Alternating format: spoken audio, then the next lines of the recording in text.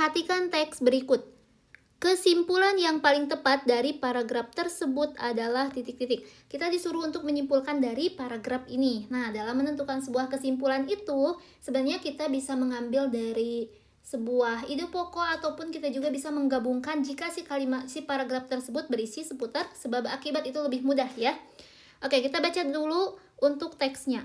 Di tengah kemajuan teknologi informasi yang semakin pesat, masyarakat kini hidup dalam arus data yang tiada henti. Setiap detik, berbagai informasi melintas di layar gawai, membentuk persepsi dan opini publik dalam waktu singkat. Namun, derasnya arus informasi itu tidak selalu diiringi dengan kemampuan literasi digital yang memadai. Nah, berarti permasalahannya ada di kalimat yang ini. Derasnya arus informasi itu tidak diiringi dengan kemampuan literasi digital yang memadai. Itu adalah sebuah permasalahannya. Banyak individu menerima kabar tanpa memverifikasi sumbernya, bahkan ikut menyebarkannya tanpa berpikir panjang. Akibatnya, berita bohong, manipulasi, opini, dan informasi menjadi fenomena yang sulit dikendalikan. Ini adalah sebuah akibat dari permasalahan yang tadi ya. Sementara itu, sebagian masyarakat yang mulai sadar akan pentingnya memilah informasi justru terjebak dalam kelelahan digital akibat paparan data yang berlebihan. Di tengah situasi ini, pendidikan literasi digital bukan hanya sekedar pelengkap kurikulum, berarti yang dibutuhkan adalah pendidikan literasi digital ya, melainkan kebutuhan mendesak untuk membangun masyarakat yang kritis, tangguh, dan beretika di dunia maya.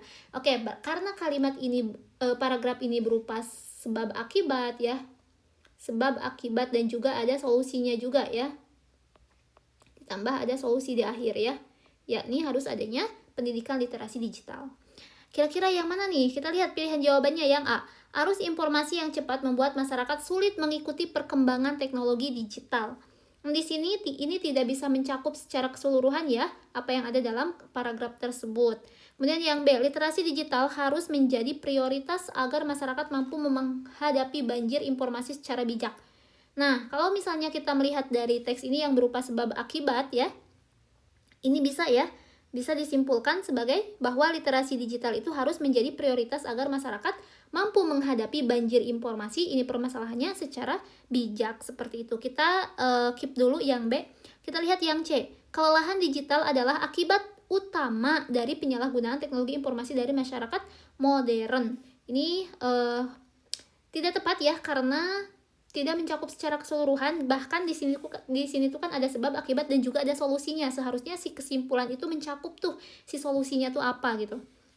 Kemudian yang D, pendidikan literasi digital tidak memiliki peran penting dalam penekanan penyebaran hoaks. Nah, apalagi ini salah ya, karena di sini menyebutkan tidak memiliki peran penting, padahal justru memiliki peran penting.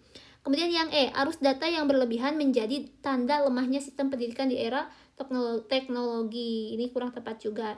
Berarti jawabannya adalah yang B ya, literasi digital harus menjadi prioritas agar masyarakat mampu menghadapi banjir informasi secara bijak.